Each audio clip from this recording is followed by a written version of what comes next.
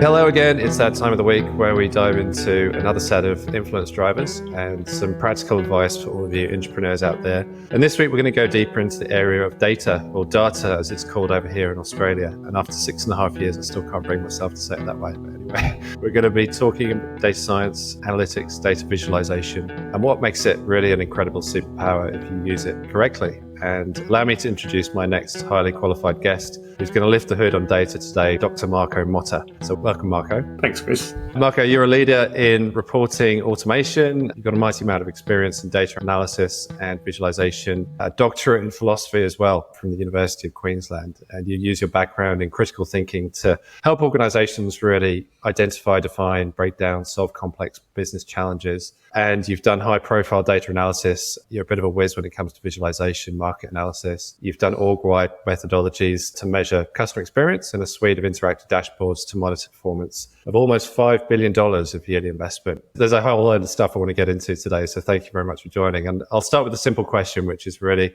around your background in data, but also your background in philosophy and how those two worlds really meet. So what is the intersection? How did that come about? Thank you so much for the opportunity, by the way, and really appreciate being on your podcast. The intersect just comes from the fact that I ultimately started my career as an academic. When I finished uni, I decided to keep going with my PhD in philosophy and wrote a long dissertation on a relatively obscure, complex topic in philosophy. And as part of that, that was what I wanted to do. As life gets on, had a child, couldn't really find anything that was really working in terms of like in academia. And so I decided to, like a friend from philosophy came around and say, hey, come and join TransLink. It's a public transport agency here in Queensland. To write correspondence. And basically I started there in the mailroom. It's my origin story. Started in the mailroom of TransLink and eventually started to see that I enjoyed reporting on stuff and figuring out where were the letters that were overdue and what was happening, automating some of those reporting tasks. And slowly I basically developed this other skill that I had no idea I was interested in,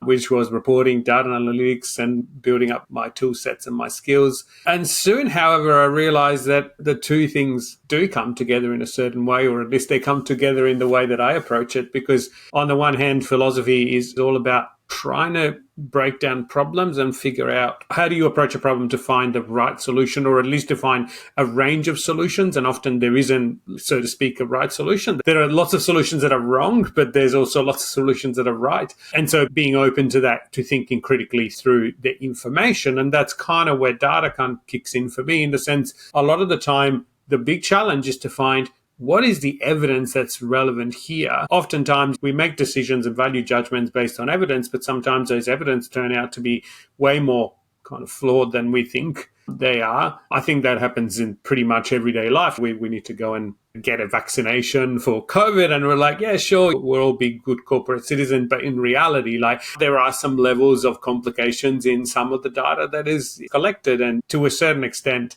that is almost philosophical. It kind of comes to the point where it's like, there's a certain amount of certainty, but there's never like 100% certainty. And that's what I like about data. And that's what also I think I brought to data in terms of the way that I approach it. And we can probably talk about this a little bit more later, but I think there is a traditional interpretation of how data is used, which is data is this objective thing, that this almost scientific thing, and we could talk about why science also isn't 100% objective, but there's this thing where it's like basically provides certainty, and in reality there's such an amount of subjectivity and biases and the ability to pick different things on data that is really just like, there is no objective data. A lot of it is subjective. A lot of it is determined by who looks at the data, who interprets it. And so I think I bring that to the conversation as a new way of looking at data, a way to like look at data from the lens of how can we use data to influence people influence organizations, influence decisions in the right way, or in the way that we think is the most truthful way that we can construct at the time. And tomorrow,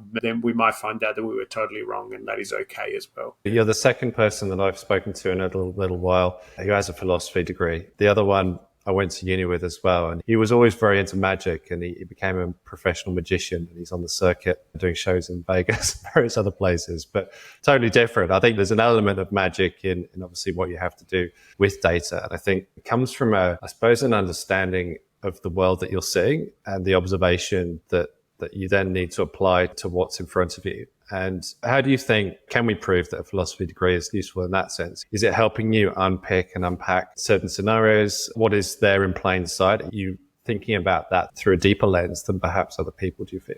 Again, I don't know if I think about it more deeply. I think I definitely tend not to accept the current definition of things at face value. That's something that I think it's important to the way I approach things. It doesn't mean that the definition of things is wrong. In fact, in my doctoral thesis, the author that I looked at basically has this idea, apart from a lot of other ideas. One of them is that we live most of the time in what he calls in German, the Das Man, like the one gives. It's the way that we are normally. We kind of all understand each other more or less. We live in this kind of, he calls it inauthentic way of living. It doesn't mean it's bad. It just means that we're not really going deep because we don't have time to go deep. In fact, a lot of the way that our brain works is designed not to go deep because and again, I love talking about this stuff in terms of like evolutionarily as well. It's like, evolutionarily, it makes sense not to necessarily go deep into a problem, especially when you have a lion in front of you that wants to eat you. You're not there to kind of analyze what's going on. You actually need to react quickly. And so from our brain's perspective, it makes sense that a lot of the time we basically rely on other people's experience and other people's judgments and the hearsay of what you told me, what another person told me to make quick judgments. But there's another dimension to that, which is what this author that I studied, Heidegger, calls the authentic in itself. It's really about it's when you go deep to try and understand how all of this is grounded. Where are the flaws? What are the issues? How do we believe what we believe? And in a lot of cases, the deeper you go, the more you figure out that a lot of this is beyond what we can understand. The grounding of this kind of comes from somewhere else that is, we can intuit, but we can't necessarily know as such. And so from that point of view, I think it's not about necessarily thinking more deeply than others most of the time, but it's about trying to think deeply about some important things sometimes so that you can unlock something new in there. I mean, sometimes it's maybe a word that pops out there because within the world of work, when you and I are consulting, it just feels like the time and the place for that type of conversation isn't always presenting itself, I want to say. And that's maybe the understatement of the year. But it feels like we would want to go deeper into a lot of things, but we don't want to have the luxury of time. So how do you navigate some of that? I do find that consulting is interesting from that point of view. And I think you talk about entrepreneur. I think at some point in my career, I was an entrepreneur, or at least, and I think I ultimately made the jump to entrepreneur proper. I think consulting is interesting because in the good consulting jobs, you kind of presented the opportunity to go a bit deeper on something as opposed to having to run an organization. And often you get called when there's a problem, but you get called when there's like, we've got to fix this. And so there is a good opportunity to go deep into some problems, which is really cool because ultimately with data, often you can unlock some things that the people that in front of you have been staring at all along, but they couldn't quite see it because they were enthralled in their own normal understanding or normal kind of operation. And so they disregarded some of the signs that would have told them exactly what was going on. I do love consulting for that, even though sometimes you're not afforded. Sometimes you can only bring people to the point that they can be brought. And again, sounds like a tautology, but it's like you can't force some. It's almost like if you go to the psychologist or the therapist, they can really only bring you to a certain point of understanding or of kind of epiphany or revelation. But you kind of need to get there yourself as well. Otherwise, it's almost so shocking that you would completely shut down. And often, I think I've made the mistake in different organizations where I lay it all out for them, and they're like, "Oh," the first reaction is like, "Oh, that's not us. You got it wrong." There's the denial that often doesn't then allow you to continue to do more work and to help them, which is ultimately the point of all of that. Yeah, I mean, that denial is interesting, isn't it? I mean, that's a reaction that sometimes get what you don't always expect. But I love it because it's very predictable. is that something you've tuned in more so over the years? Is it something that you've refined? What was sort of driving the reaction that you felt you got in those situations, and what happened? I talk about the 5 stages of grief of data visualization. Like, I've done a couple of funny posts about that, but it's not really funny because it's like, I think it's just the human reaction to anything that we don't like.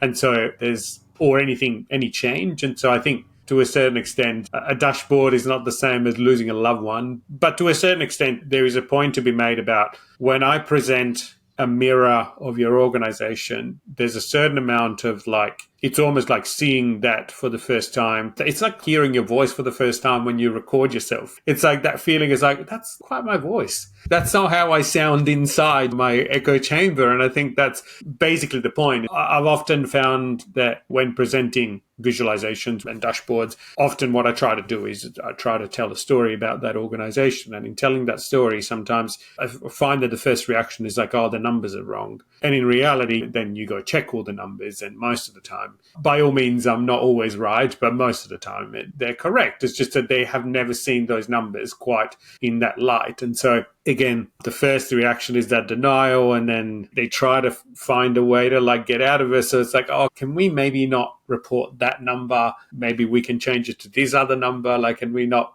report profit per head because it makes us look bad? Can we report profit in total because it makes us look like slightly better? Ultimately, you get to the point where hopefully the mature organizations accept it. The problem is better than not seeing the problem because it allows them to act and change and get better. That's where I like to bring any organization, but also where I like to bring myself, where I like to bring any person that I talk to is let's try and see what the problems are with me, with us, and how we can all get better, how we can all improve this world to a certain extent. I mean, there's definitely a lot of pressure, and it feels like within organizations that there just needs to be quantified measures much more so than ever before. The trust is still there, but people want to see the evidence that's going to deliver on something, or that there's positive ROI. And metrics are now, they're quite limited, really. If you even rewind 5 years or so, 10 years, the metrics are pretty set. You were looking at sales and you were looking at revenue and profitability and margin. But now the kind of explosion of technology and its application and its usage has meant that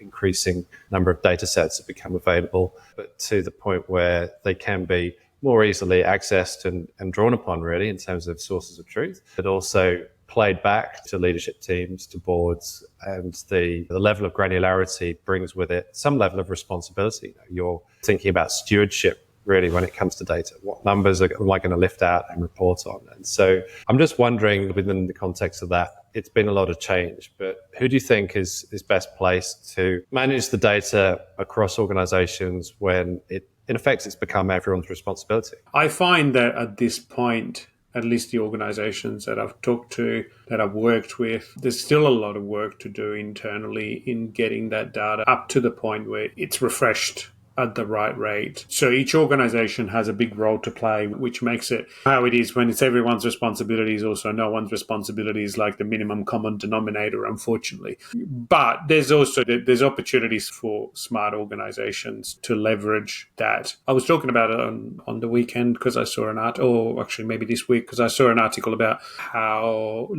in November they released some figures for September economy, in terms of how economic growth of Australia. The surprising thing again is to see that you're releasing September figures, quarter two figures in almost end of quarter three. And this is nothing shocking to me because I've seen that play out in government a lot of the time. And it's not for lack of trying internally. It's often because some of these things do require an amount of investment in automation that hasn't been there. And so I guess from that point of view, the stewardship falls on anyone that has that data. In a lot of cases, it does fall on government departments that do have a lot of interesting data that people would like to access to make important decisions like, do we hold interest rates or do we push them up? And I think the RBA in November could have had those figures and could have had them in October. And those figures probably would have, because the economy has actually shrunk, it would have actually probably caused a different decision. And that decision has a real impact on people and mortgages and all of that. It has an impact on the economy. Maybe we've gone a little bit too far now. Again, if you don't have the right information at your fingertip, then it is hard to make decisions. Those decisions are often made on a certain level of gut feel and a certain level of almost like manipulating people's opinion as opposed to actually make a decision on real facts. And again, nobody can fault the RBA if they didn't have that data. But the point is, why wasn't that data available? And often the answer is enough investment in data automation and reporting automation and collecting data at the right time rather than collecting it later and automating pipelines across government departments often. Yeah, it's interesting, isn't it? Because obviously it depends on what you collect and who gets to see that. But in terms of the story that then unfolds, so there's good and bad. There's obviously like this duality of what data presents sometimes. Sometimes it's kind of painting a rosy picture. In other cases, it's not so rosy. And the way in which you position that, because a statistic is usually wrapped into a sentence or an insight statement or something, it feels like there's still quite a lot of room for maneuverability in how that number is being presented, essentially. So it is a responsibility. And I'm thinking about data literacy from that point of view of actually understanding what the number is and the implication is of you using it, but also in omitting certain things. So is your argument not just black and white and balanced, but is it more black and white or vice versa? And some people have the ability to kind of craft that story and ensure, because they want to, that it's a fair representation of what the scenario is. But in other cases, it's definitely thrown one way without the counter story being presented. So why do some people do that? There's so much in what you said just now, like I think, and there's so much that I've been thinking about, like I think the data literacy problem is an Australian problem, but it's a world problem. I think and again, I think that ties back into philosophy. I think philosophy is not really, it's not something that is taught in kind of Anglo-Saxon schools, from my understanding, either in Anglo-American schools. It is more so in Europe, but even then, I think it's kind of like decreasing in importance. And part of why I say that is because I think we're coming to it, like we're, as a society, again, maybe it's a general statement, but we're becoming a little bit less mature about how we see things. It's like we're being drawn, whether it's through social media or whatever the reason at the moment, we're drawn to the extremes. And part of being drawn to the extremes is to become like, to stop seeing that there is truth on both sides, and the truth is not a matter of who is right and who is wrong, but it's a matter of ultimately looking for truth. And so from that point of view, I think it's really concerning that to a certain extent, people can't understand that data can be not always black and white. Again, back to that point, data has a factual element to it, but it also has an interpretive element. And I think it's not that the factual element doesn't exist, or at least I don't think that everything is interpretation as such, but there's a play. And again, that comes from my philosophical views from Heidegger and his teacher, who basically the idea is that there's no kind of subject and object duality. There's actually like there's a plane called, it's a phenomenological plane. Their philosophy is called phenomenology. Basically where everything, it's like where things appear because of the intersect between this us looking at something and the something being looked at and being something to look at. And so ultimately, when we talk about data, there's no hard facts as such. There's an intersect between me looking at the fact and the fact kind of looking back at me. And what we see is that phenomenon. In that phenomenon, I am part of that phenomenon and you're part of that phenomenon. And so saying that there's even science, that I think a lot of people that are not literate in science believe that science is there's often the duality, science, religion. It's like, oh, religion is just like fairy tales and science is real facts. In fact, science is a type of fairy tale. Well, it's a type of narrative around how we look at the facts. And those facts are actually the tenet of science, or at least some philosophy of science believes that any scientific theory needs to be, or can be at any time, discredited and another theory can come in. And so the point is, yes, science is true, but it's true only to the point that it can be proven wrong at some point in the future by new evidence. And so if the scientific theory cannot be proven wrong at any point, then it's actually no longer its scientific theory. In fact, it's religion. And so because religion can't be proven wrong by facts because it's not based in what we call facts and realities. And so I think it's based on other things. It's based on a different different set of facts and objects that can be proven scientifically. And so that's kind of the point. When you take science to be true no matter what, when you take anything to be true no matter what, you're actually stepping into that religious territory. And then it's like, when you take data, as like we took during COVID was a big kind of shift for data analysis and data visualization, because people started to look at charts. All of a sudden, there were charts and graphs everywhere, and it was great. But at the same time, again, it was just like, it was great for us, at least. It was kind of like a way for people to kind of be introduced to data visualizations without even knowing about it. But the point that happened during COVID, again, is that people took those numbers to be 100% accurate or totally inaccurate, as opposed to questioning, oh, okay, we have the number of cases now. And some people did,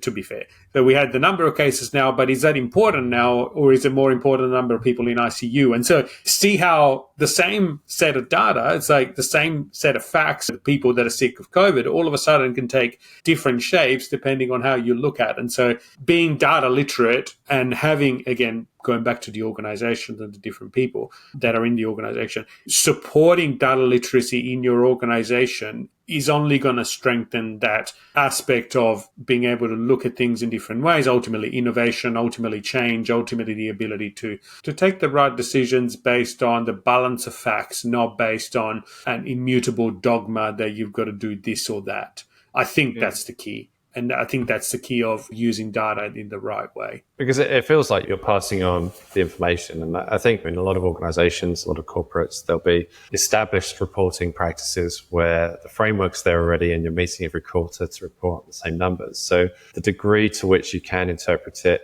or question it or maybe run things differently is somewhat stifled. But I think what we're saying is that there needs to be a broader awareness and a broader literacy. What are some of the steps that leaders or entrepreneurs or organizations could set up to ensure that would be happening? So I think this is something that I've done in the past in different organizations. This is something that I've done at Transport and Main Roads in particular. The starting point is really to create an artifact that we can all kind of huddle around. That for us was I took this report that was called the Queensland Transport Snapshot, which ultimately was to report on the benefit realization of infrastructure. It sounds relatively boring. We kind of spun it in a way that we were reporting on a lot of different metrics across transport fields, but across the whole variety of transport fields, from safety to traffic to public transport to walking and cycling, all that sort of stuff. And so having something that you can look at and you can look at together creates the shared understanding of where we're at, creates what I would call a shared narrative of how your organization is working and what things are going well and what things aren't going well. And so to me, that's the first step, being able to report and have a shared understanding of data and figures that are important to your organization. And my surprise is always, even with the biggest organizations that I go and work with, my surprise is always to see that some of that stuff is just not done. Like some of that stuff is still done in Excel, is not automated. If they have a report, is done by one person in a corner and it gets read by three people. In reality, like the first step to change the culture of your organization towards a more data-driven, evidence-driven culture is to be able to broadcast some of these key metrics and have people criticize them as well. You might think that, I'm just thinking of an example that doesn't get me too much in trouble. But look, I think it's no secret that some organizations measure, like public transport organizations measure their patronage, like how many people are actually on the bus in trips. So trips are useful because they can be broken down, especially if you've got a multimodal transport network with buses and trains and ferries or whatnot. It does give you an opportunity to say how many people are on the ferry and how many people are on the bus. But trips can also be manipulated in a way that if you want to double your patronage overnight, you can actually just split all the buses in two. You make like all the buses become two trips. The same trip is like truncated, and then you got to change bus and go to the next one. That will ultimately look like your patronage has increased 100%, but in reality, it's a bad outcome for the customer. And so in a lot of cases, it's great that people have the chance to talk through the pros and cons of a metric and how to also then think about how to avoid that situation. So if you're seeing that people are just truncating services, you're like, hey, we can also measure this in journeys. And if the journeys are the same, but the trips have doubled, then we haven't really done that much. That's just one example of how you can get an opportunity for people once you publish that metric to criticize it and to look at how to use it in the right way and to avoid bad outcomes. Sorry, I was still trying to get my head around trips and journeys and what the difference is. Oh, sorry. So basically, like, a trip is just if you do a trip on the bus, it's like from A to B. If you do a journey, you can potentially, your final destination could be work, but you might have to stop and interchange from the train to the bus, and that's 2 trips. Ultimately, I always bring it back to the purpose. Like, what's your purpose? Your purpose is not to go to the interchange. Your purpose is to get to work. And so journey to me is more important than trips, although trips has a part to play in the way that we understand which part of the system is working and how much. But measuring patronage in trips can have its issues, especially when things aren't functioning as normal. And that's something that COVID taught us, that when things aren't functioning normally, all of a sudden all our metrics and all our data, it just gives us weird results. And we're like, oh, that's not reporting the right thing anymore. No, that's interesting. And it also depends, from what I'm hearing, a lot on language and how language is used consistently, because people can get very panicky about this in the way that presentations are put together. But it is incredibly important, obviously, to relay narratives and data and report on things in the same way. And we just gave the example of trips and journeys, but actually more broadly than that, I think there's a bigger point there in that just the description around data that exists and the narrative that exists isn't always delivered in the same way. So take your numbers, house them in something that's kind of consistently language is key. Yeah, it's key, isn't it? Narrative is key. And to that point, the first step is to create an artifact where we can all kind of huddle around. The next step is from that artifact to kind of all have a go at understanding it and creating that shared narrative. I think one of the biggest challenges that I see in organizations is where there are, whether those shared narratives that don't exist, whether you walk into an organization, that they're in trouble immediately because everyone's kind of talking in almost like talking a different language. I'm sure you've seen examples of that. And I think it's clear that there's an interesting kind of example from the world of art and art history. There's this painting from the caves of Lascaux in France, I think, or close to Spain. So they're the first kind of paintings ever recorded of the cavemen. And if you haven't seen them, like, they're basically like these large animals, and there's all these kind of little stick figures kind of throwing sticks at it. And Arnold Hauser, who's a very important art historian from last century, was talking about this idea that those paintings aren't a representation of reality as it is. They actually create a reality that doesn't exist yet, but the people want to kind of bring into existence, almost like magic. The idea is that the painting kind of brings about a reality that doesn't exist yet, but it already exists in the painting. And so by extension, it's already existing for all the tribe, and now all the tribe can kind of rally behind that objective that is now being created and go and kill the beast so they can have a great lunch and a great meal that will get them through the winter. So I think the whole idea of that is pretty powerful, in the sense we often think, again, I think modern understanding, we often think about facts and narratives as in stories are made up, facts are real, stories are fantasies in people's minds, and facts are realities that we can touch with our hand and all of that sort of thing. There's so many examples of things that we think are totally real that are just a figment of our imagination. And I think one of the, again, without kind of wanting to hammer too much on this point, but the point of narrative is really important to me at this point. I'm thinking about it a lot. And another book that I love is Sapiens by Yuval Noah Harari.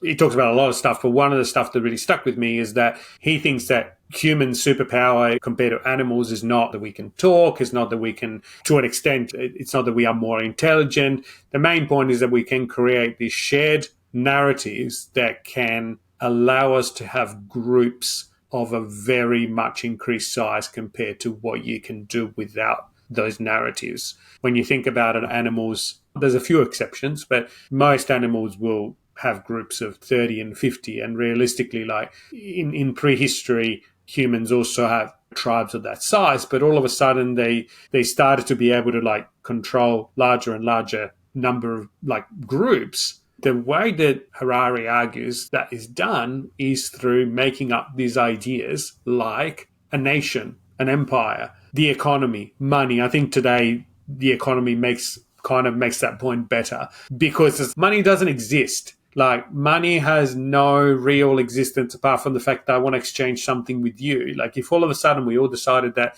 money had no value, money would have no value. At this point, our global group that encompasses the whole of humanity lives and dies by money, like by that idea that it doesn't have a factual basis. People die for money. People leave because they have money that they can exchange for something else. It's crazy. And so, like, thinking about that sort of stuff makes you realize how important that shared narrative is in an organization. If you have that shared narrative, you've got someone that's carrying through that shared narrative. And you think about all the successful organizations like Apple, like those guys, they have Google, they have important narratives at the bottom of their, like, organize the information for the whole world or think different, all that sort of stuff. They're not just like a phrase or a slogan. They're ultimately like a narrative that everyone shares about who we are and who the organization is and how we can achieve something in the world through that. There's a part to that which is around the influence of the narrative, which I think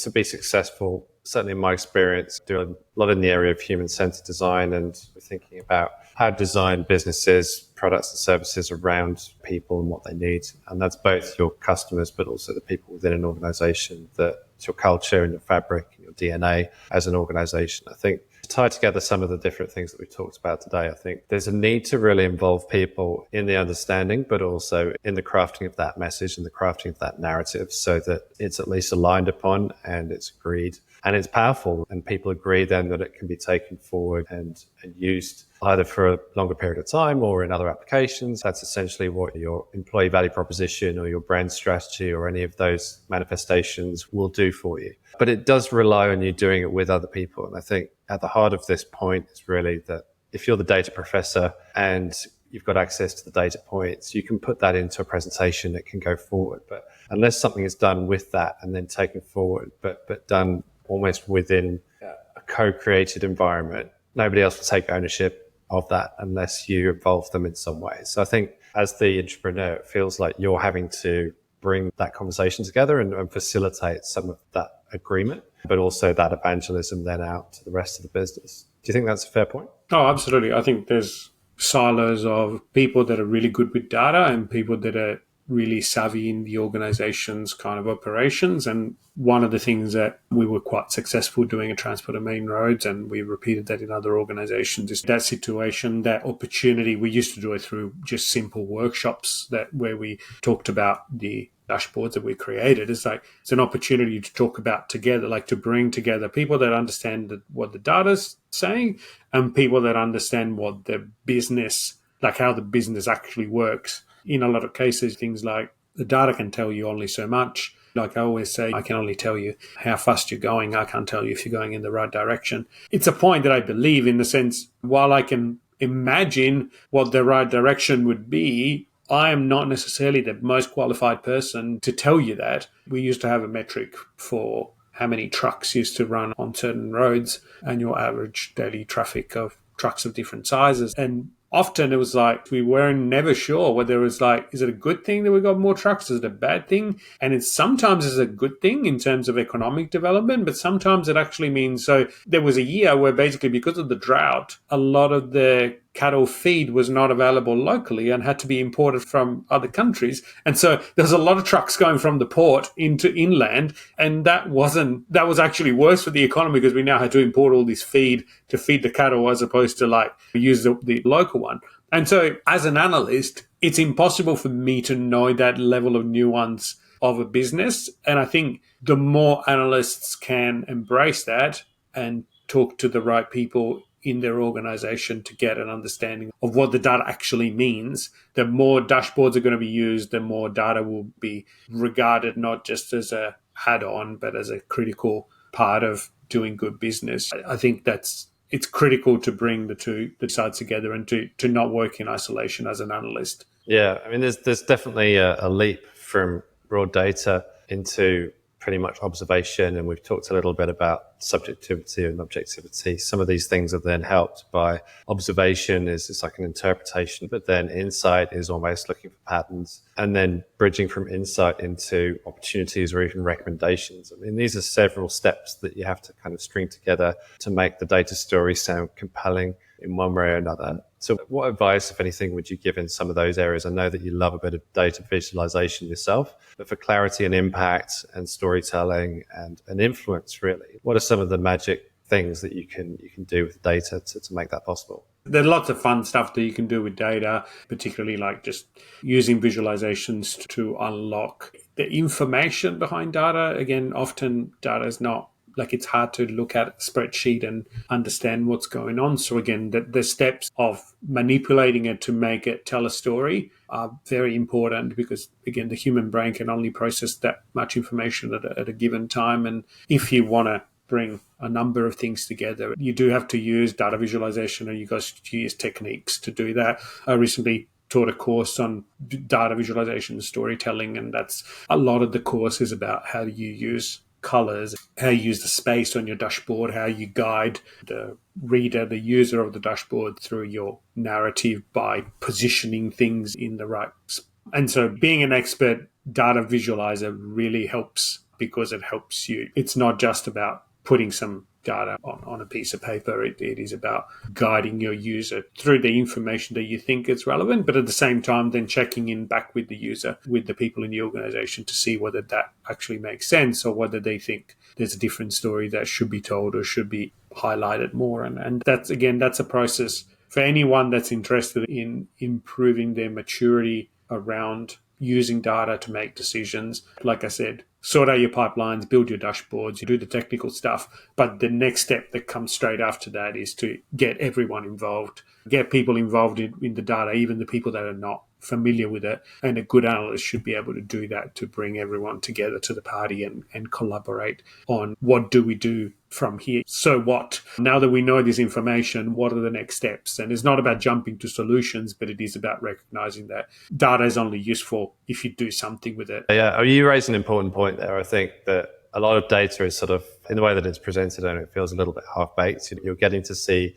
the stats without the so what, and the why, and the direction for where you think it might be going. So you don't want to lead everybody, but actually if you're just presenting a slide with the statistics on there, it's really relying on your audience to then think about what they're going to do with that information. And if you're sitting in a boardroom or in a team meeting and that's happening, then you might get a discussion going. There might be 3 or 4 loud voices. There might be a bit of disagreement, this and that. It's a bit like being a barrister and you're in court. You don't want to lead the witness, but you need to kind of present a bit of a story around it so that people know what to do with that information. A little bit of hand-holding, I want to say. So we talked about art, we talked about philosophy, science, literature a little bit. In literature, there are certain narrative structures that seem to work, where you have pretty much a sizzling start. There's something punchy up front. Things get unpacked. There's that fish shape kind of narrative analogy that's sometimes used. So you have a very pointy start, it then expands, it comes back together at the end, and then there's a big crescendo towards the end as well with a fishtail. Is that something similar to what you would use? You talk about data storytelling. What would be your advice with data storytelling? It's often not as exciting as a real story, but yeah, there's a lot to be said for, again, using stories as a device to bring a better understanding of the facts. I think that's something that many people do. I think if there's again, referring back to books, there's another amazing book. The book that I love is called Hamlet's Mill by an Italian and a German scholar that talk about this idea that stories that were used in the past to codify very complex very complex astronomical calculations about how certain stars were moving due to a interesting phenomenon called precession of equinoxes. So it's like there's stories kind of help us in a number of ways. But like you say, and when I talk about data storytelling is basically that idea that if you create a shared narrative, but also if you create a shared emotion about data, which sounds crazy, but in reality, that's what we're doing. We're creating an emotion about how you see something. Is it good? Is it bad? Is it an issue? When you think about it, like the story, like there's never a story, like it's very hard to write a short story or a movie or like where there is no kind of bad character or nothing bad happens. Something bad always has to happen for the story to move along. And so there's always an element of that discomfort in any story that we're telling. That's kind of part of the narrative. And if you don't find that discomfort, you kind of end up with a really boring story that nobody remembers. It is about finding the balance to a certain extent. It's not just about looking for bad stuff, but it is about finding what the problems are and how they talk to the story of your organization. Like crazy how much, since I've kind of started to think more closely about storytelling, it's crazy how much of like the identity of nations is shaped around stories and narratives, like the Anzac story or the whole the way that the Americans see themselves as like the story of liberation and freedom. Like we don't see ourselves that way. You know what I mean? It's like that's their story. We have another story, and it's quite interesting how that story and our story produce different effects in the real world. Yes, it's a story, but the way that they behave reflects that story, and the way that they understand themselves and they understand their actions reflect that story. So to a certain extent, just to make generalizations, an American might be more interested in those values of freedom of speech and like being in, I guess we're absorbing a lot of that through media, but in Australia you might be more interested in that those values of self-giving and being more kind of like open to that idea of self-sacrifice for the good of others to a certain extent. And I think that guides our actions. That's a way. And so like from that point of view, literature and data and science and philosophy all kind of come together, and the way that we talk to each other all come together to form how we do things, because it's really about how you get to do something that's relevant, that's important, that has meaning. And so that is why storytelling is important, not so much as just as telling a story in itself, but insofar as that story, that shared narrative will finally prompt us to do something that is meaningful, that is to an extent beyond what we think we could have done before, kind of brings us to the other side. It gives us the opportunity to think, actually, I don't have to stay here. It's like that coming of age story. I don't have to be this, I can be that. And so in an organization, that can be quite powerful. And I think in general, in the world, that's really powerful. That's why stories are important. That's why basing them on a certain amount of truth is important as well, because we want to achieve the right thing, not just achieve something that's meaningful and real and good for everyone. Yeah, I mean, it has to align to a sense of purpose and fulfillment. Well, I mean, a nation or a country is one level. That's a very macro level. But at a micro level, you're thinking about how do I relate to the content that I consume on a day-to-day basis, or to a conversation that I'm having, something that you say to somebody. You're trying to find relatability in a lot of what you do. There can be broader guiding principles, Commonwealth or a jurisdiction or a constitution. There can be bigger things in play. So that's the point. You've got to find something in common to be able to communicate. Even language at a basic level, if we speak two different languages, it's very hard to communicate. Yeah. But we can still do it through sign language, because maybe there's something deeper that we share. But if we share nothing, it would be very hard for us to communicate with an alien that had a totally different understanding of reality or time than us. We would still need to find something in common to be able to communicate. And in a lot of cases, we rely on the fact that those commonalities exist without us having to do anything, because we're educated into them and raised into some of those things. And all of a sudden, and I found that as a person coming to a different country, when I was 19, I came to Australia from Italy, and it's like some stuff is jarring, because all of a sudden your way of approaching something doesn't reflect the way that other people approach it. And so it's like, who is right? All of a sudden it's almost like you step out of the dream and you realize that it's not all normal. And in fact, there's nothing normal. Everything is what we make of it to a certain extent. Think about that alien analogy a little bit too, because you find yourself doing something, say it's playing, I don't know, a game of tiddlywinks with the kids, or I was at a local agricultural show the other week, and there was a bit of a dog parade type thing going on, and people were running their dogs around, and they're very nicely groomed and they're bouncing around in these dogs. And I thought, well, if aliens just turned up one day and saw us doing this, they'd be thinking, what on earth are you doing? Pardon the pun, but it's kind of what is going on here. And the fact that you've made a procession out of humans and animals doing this thing, and people are going to judge it, and somebody's going to win.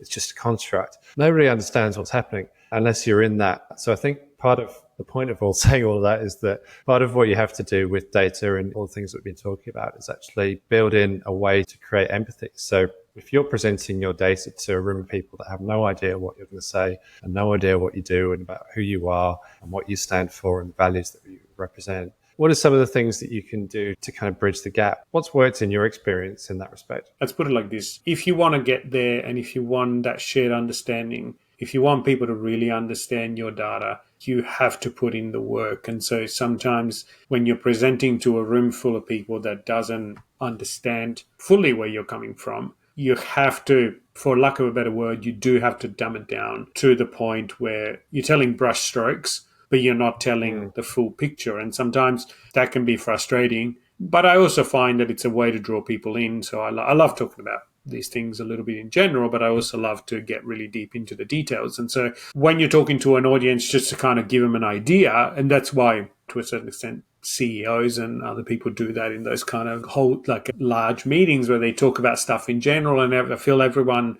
in those situations, often everyone feels like he or she is saying something interesting, but also they always find that it's not fully relatable to them because it's like kind of a bit surface level. And so I think you've got to do that sometimes, but most of the time the best strategies that I found is you got to bring the organization on for the journey. And so you've got to accept that at the beginning we will have to be surface level, and that's okay. But slowly we want to improve. We want to provide more and more information. We want to make that data more available. We want to talk about it more. We want to provide opportunities to talk about it and discuss it. We want to ultimately support the organization going deeper and deeper into their data, have that data available for them to use, have those discussions internally happen. Can we make it happen all the time? Not. But if you put the work in that, then there is a big uplift insofar as organizations start to find that they don't just have to rely on gut feel to make decisions that may turn out to be wrong. They can go and find some additional information quickly. They have to justify or at least to find a way to support what they're trying to do.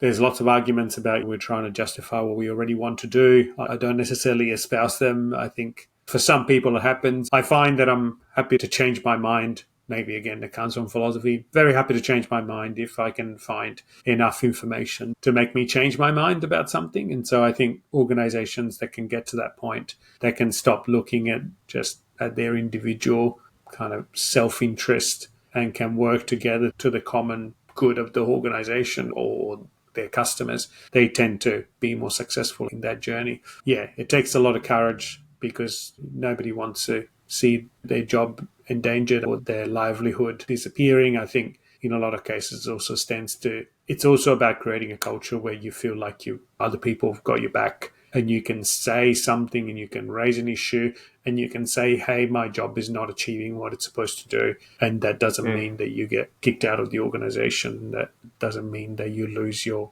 privileges or you lose your livelihood. You know what I mean? It's about creating that safe, again, sounds corny, but it's a safe space to be able to criticize and say stuff and do stuff and be wrong and move on. Yeah, amazing. I mean, such an interesting chat. And I think if we've highlighted anything is that the data is incredibly powerful. Obviously, it's everywhere, as we established. Big data is, once people talked about that, it's everywhere. Bigger than life. It feels like it's there to establish understanding, obviously, set direction, set narrative, set story, but also as an enabler and a connector, really, around how shared points of view come together. And it creates not only a discussion point, but a way of aligning people around a certain truth, which people hold dear. You need that to be able to feel comfortable in your work. I think the listeners will really enjoy the chat we've had today. I really appreciate your time, Marco. But I just want to, say a massive thank you to you. And I'd love it if you want to tell anyone about your business and where they might find you if they've got a question, philosophical, but Marco can cover data, art, science, philosophy, music, anything really. So how would people get in touch with you if they wanted to? So we've got a website, which is mottaconsulting.com.au, where my consulting business that I'm the managing director of. On there, you'll find a lot of links, including my phone number, my email. So lots of ways to get in touch with me. In terms of where I tend to spend a lot of time talking about this kind of stuff, LinkedIn is my favorite place.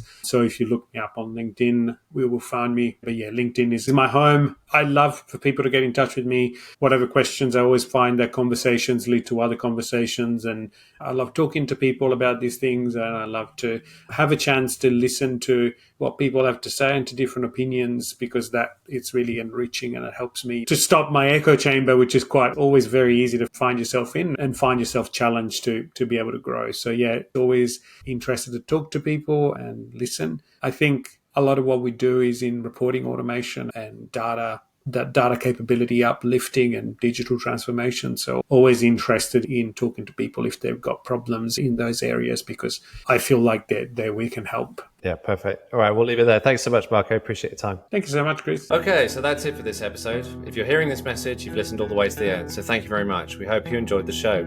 We'd love to hear your feedback, so please leave us a review and share this episode with your friends, team members, leaders, if you think it'll make a difference. After all, we're trying to help you, the entrepreneurs, kick more goals within your organizations. If you have any questions about the things we covered in the show, please email me directly at chris@companyroad.co. I answer all messages, so please don't hesitate to reach out. And to hear about the latest episodes and updates, please head to companyroad.co to subscribe. Tune in next Wednesday for another new episode.